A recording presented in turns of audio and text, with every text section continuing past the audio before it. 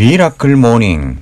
이 시간은 데살로니가전서 3장 10절 말씀을 통해서 밤낮으로 넘치도록 기도하는 제목이라는 제목으로 말씀을 전하겠습니다.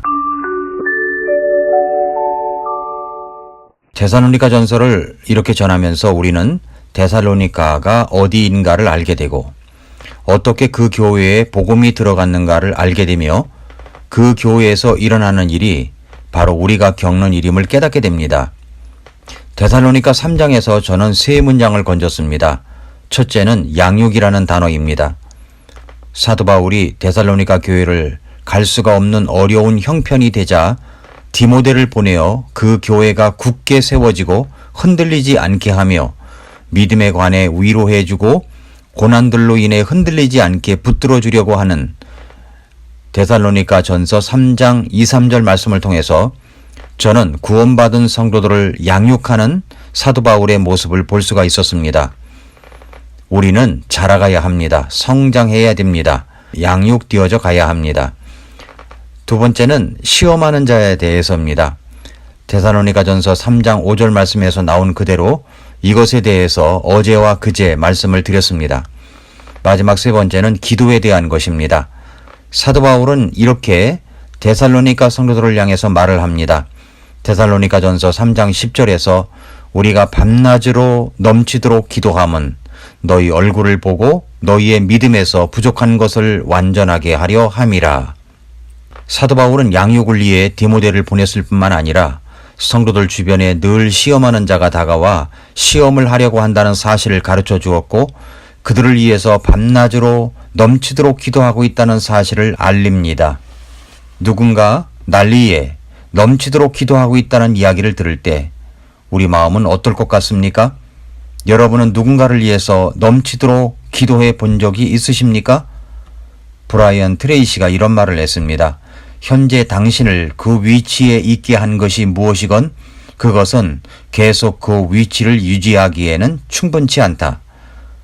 여러분이 하고 있는 일에서 여러분을 그 자리에 있게 한 것이 무엇이건 간에 그것은 여러분을 계속 그 위치를 유지할 수 있도록 하긴 어렵다는 겁니다. 그렇기 때문에 여러분의 그 자리 보존을 위하여 끊임없이 배워야 하고 성장해야 합니다. 마찬가지로 신앙 성장에 있어서도 여러분이 어떤 성숙한 모습을 가지고 있다고 하더라도 그것은 아직도 우리가 예수 그리스도의 형상을 닮아갈 정도는 안 된다는 것입니다. 그렇기 때문에 우리는 멈추지 말고 계속 배워야 하고 성장해야 합니다. 그렇다면 여기서 질문 하나 해도 될까요? 여러분은 배우며 성장하기 위해서 무엇을 하고 있습니까? 오늘 본문 말씀 데살로니가 3장 10절에서 데살로니가 전서 3장 10절을 다시 보십시오. 우리가 밤낮으로 넘치도록 기도함은 너희 얼굴을 보고 너희 믿음에서 부족한 것을 완전하게 하려 함이라. 사도 바울이 밤낮으로 기도하는 기도 제목이 있었습니다. 그것은 무엇을 위해서 기도했을까요? 너희 얼굴을 보고 너희의 믿음에서 부족한 것을 완전하게 하려 함이라고 했습니다. 사도 바울이 3주 동안 구령하며 양육했던 데살로니가 교회 성도들을 보게 해달라고 기도했습니다. 뿐만 아니라 그들이 갖고 있는 믿음에서 부족한 것을 채워 완전하게 하려는 기도였습니다. 사도 바울은 복음을 전한 후에 그들을 양육하면서 그들의 믿음 성장을 위해 끊임없이 기도했습니다. 성장 과정에 있어서 그 믿음에 부족한 것을 채워 잘 성장하게 하기 위한 기도였습니다. 우리는 이 말씀에서 이런 것을 생각해 봐야 됩니다. 그렇다면 내 믿음에서 부족한 것은 무엇일까요?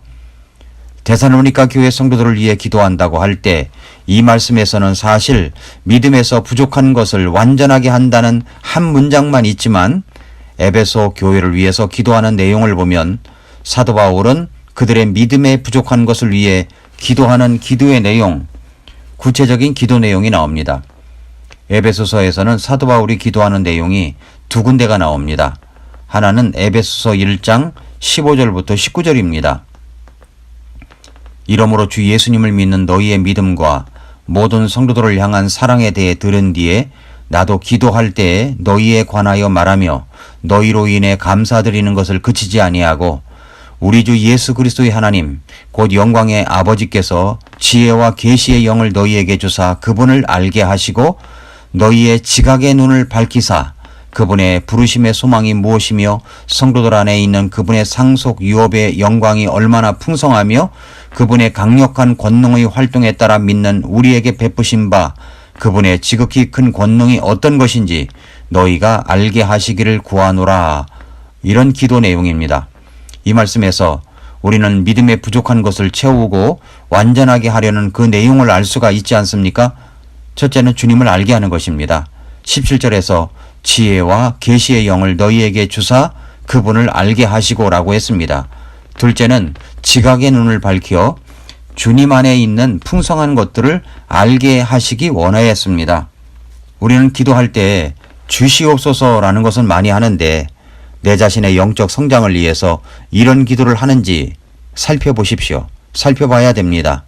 사실 가장 가슴을 치며 부딪히는 문제가 내 자신과의 부딪힘일 때가 얼마나 많습니까?